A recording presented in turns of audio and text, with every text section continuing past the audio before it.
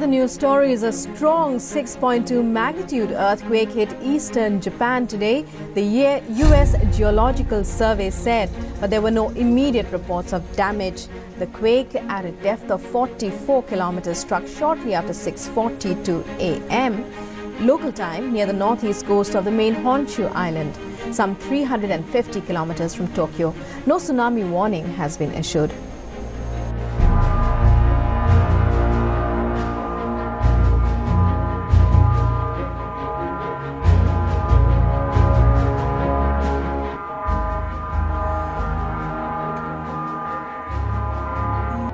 Well, New Zealand is cleaning up after a 7.8 magnitude earthquake struck shortly after midnight near Christchurch early Monday morning. 2 deaths have been reported and a tsunami has been reported since. Here's a look where the powerful earthquake struck. Now, this is just 35 miles northeast of Amberley. Christchurch is one of the biggest cities in New Zealand. They saw a devastating earthquake not that long ago, 2011. Now, shortly thereafter, there was a tsunami. That's the tsunami you're looking at. It was on the east coast and it measured 8 to 12 feet above normal tide. This was in Kaikoura. It did kill 2 people. 1 person is still reported missing in the Kaikoura area. So far, there have been more than 20 aftershocks measuring 4.8 magnitude or greater.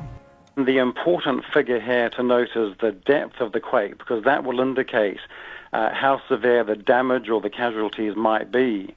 And the experts here are saying that the shallowness of the quake was about 15 kilometers.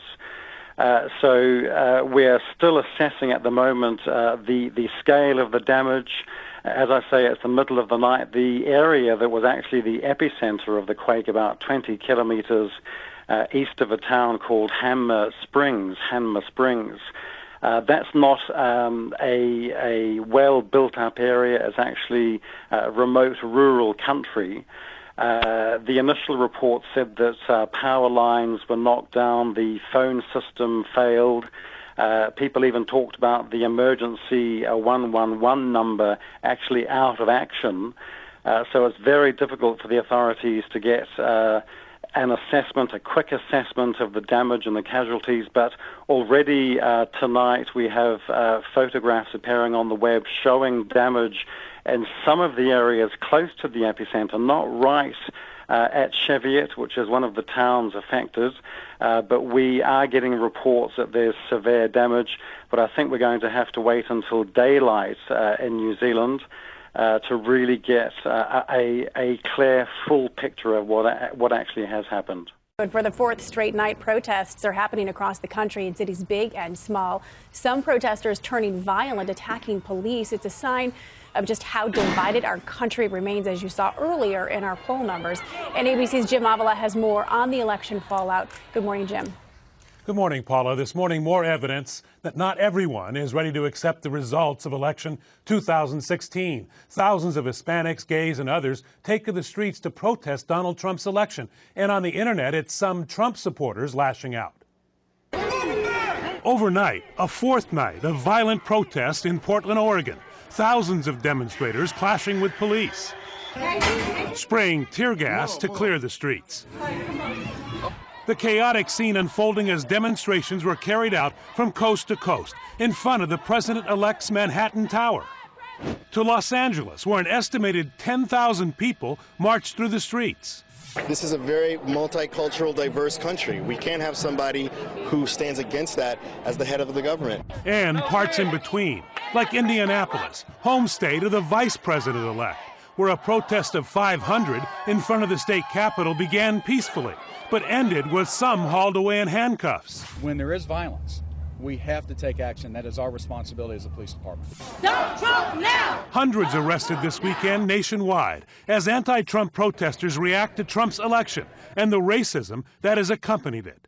The Southern Poverty Law Center saying there have been more than 200 reports of hate-based intimidation and harassment since Election Day on college campuses in Michigan, Massachusetts, New York, and that's not all. At the University of Oklahoma and the University of Pennsylvania, an investigation into a violent racist group chat aimed at African-American students. The FBI brought in to investigate. Penn student Nadia Browning was one of the targets. I wasn't surprised by the hate that was coming my way, but it really hurt because in my lifetime, I've never experienced anything like this before.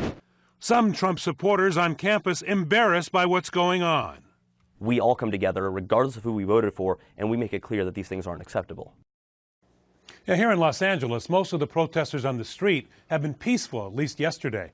But across the country, that has not always been the case. Dan and Paula? No, it has not. Jim, thank you. As promised, we have ABC News chief anchor George Stephanopoulos right here with us. George is going to be hosting This Week later this morning. So many things to talk about here. But let's start with this choice of chief of staff. What is this going to tell us about how Trump intends to govern? You know, Trump had so many different kinds of promises, some that were in keeping with the Republican establishment, some that were taking on the Republican establishment. It's being played out in this choice of chief of staff, if indeed the choice is between Reince Priebus, the RNC chair, a close ally of the Speaker of the House, Paul Ryan, or Steve Bannon, the head of Breitbart, who was taking on Paul Ryan every single day as the head of Breitbart. So I think what Trump may try to do is find a way to thread the needle and give them both serious positions inside the White House. But that chief of staff is the most critical role in the White House, no question about it. A lot of eyebrows being raised as Trump continues his transition. An interesting name that's being floated out there right now for key advisor is President Obama. He's even said that he would consider Bill Clinton's counsel. Are you buying that?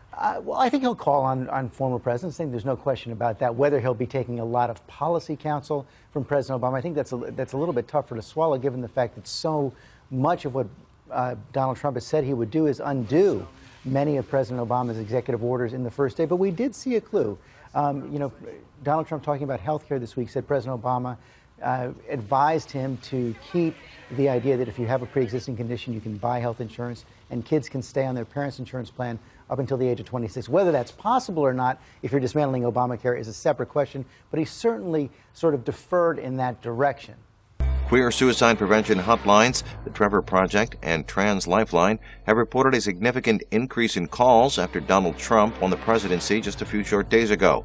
We started getting increased call volume at about 10 p.m. on election night, and it hasn't slowed down at all. Trans Lifeline's Greta Martella told Mother Jones for them to have the House, the Senate, and the presidency is pretty frightening for LGBT people, she told The Verge.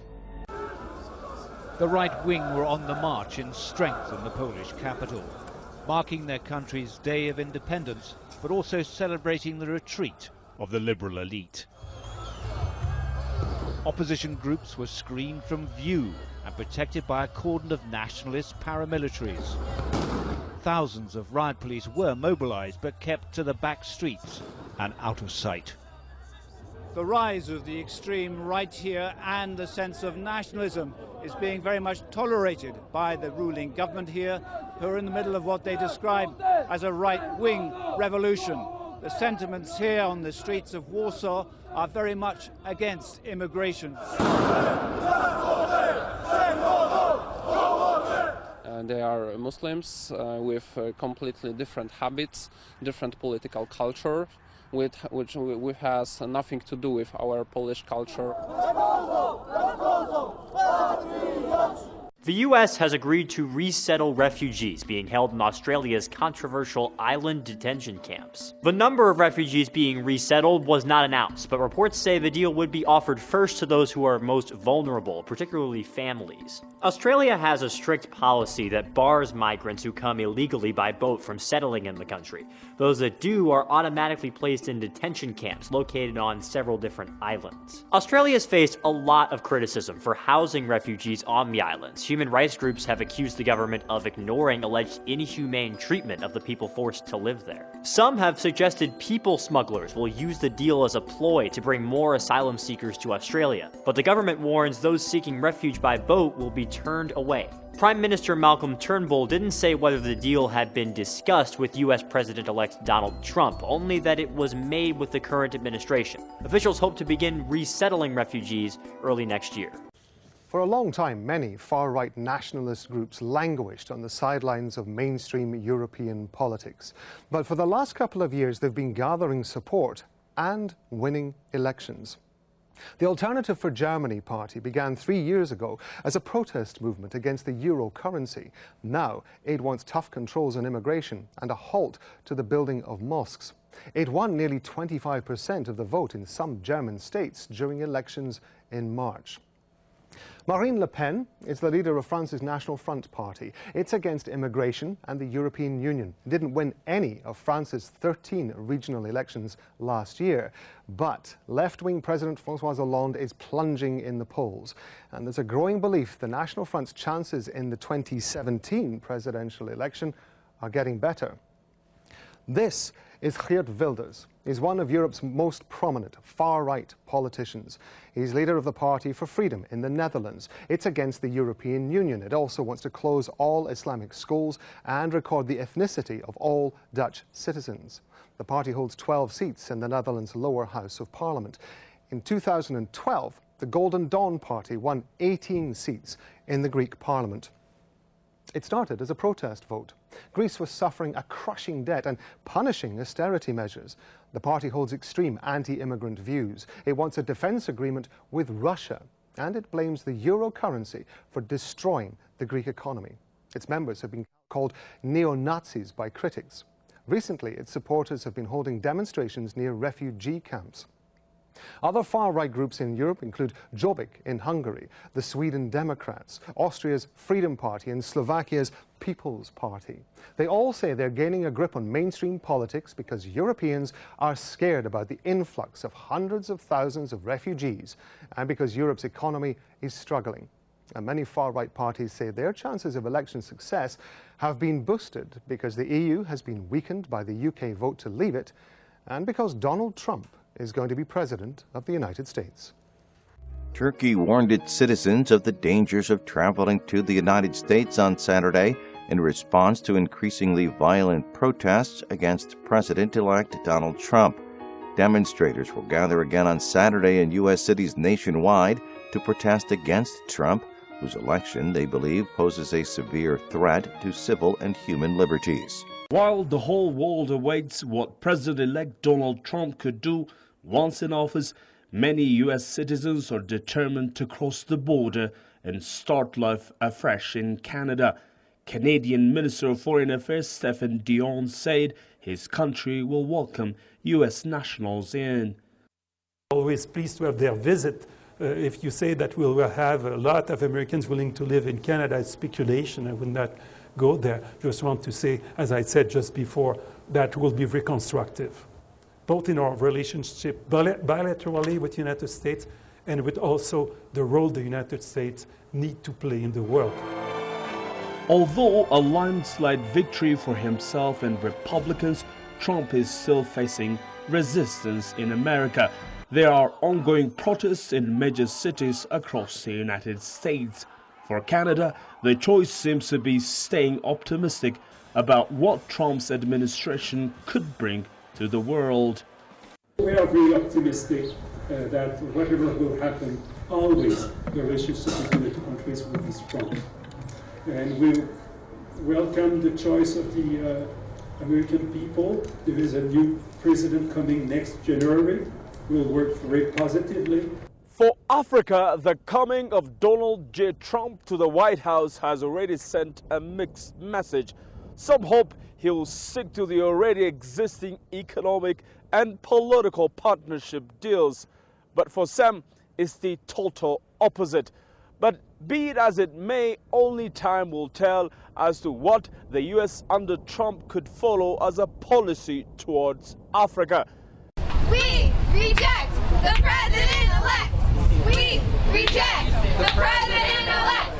We reject the president-elect. We reject the president-elect. Love Trump's hate. Love Trump's hate. Love Trump's hate. This peaceful protest came about last night when kind of the initial shock wore off. And we're seeing protests all over the world. And it's very difficult to be an American abroad, especially when your country is going through such a difficult time. My biggest fear is that he's going to try to take away all the progressive policies and initiatives that we have seen being put in place over the past 8 years, same-sex marriage, Roe versus Wade, and that's something very scary for me. Love Trump's hate! Love Trump's hate! Love Trump's hate! As an American living abroad, it is still important for me to show my solidarity with people who are living in fear currently in the United States. Just because the distance is there, it doesn't make me any less of an American. It doesn't take my right away from expressing what I feel. And I think it's also a wake-up call for Israelis that, you know, Trump has said anti-Semitic things, and he's not this beacon of hope and light that some people think he is. Representatives from almost 200 nations are meeting for a fifth day in Morocco. Now, they're discussing the implementation of the Paris Climate Change Accords. Disappearing glaciers are a major concern in Uganda. Scientists fear some may be completely gone within 15 years. Malcolm Webb has more now from the Rwenzori Mountains. It's from this high mountain pass that there is the first view of the Rwenzori glaciers, the white patches on top of the peaks. 5,000 meters above sea level over there. Whatever the outcome is in Marrakesh, scientists expect these glaciers to be gone within 10 or 20 years anyway. Even a significant reduction in carbon dioxide emissions across the whole world. At this point, I think it would still be too late to save those glaciers from what we understand.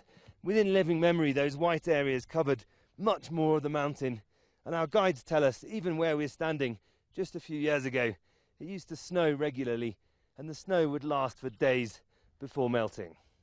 Well, first of all, I want to say that Donald Trump is going to be a great president. This is my opinion. And I say, let your heart not be troubled, fellas. Give this guy a chance. Many good things are going to happen very quickly.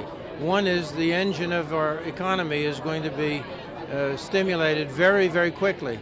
And he'll make decisions that are going to be very important to us. He'll keep us safe, and he'll get us back in the game economically. So those are two things immediately that will be happening. In a season like this, everybody says everything. They try to demonize the other character.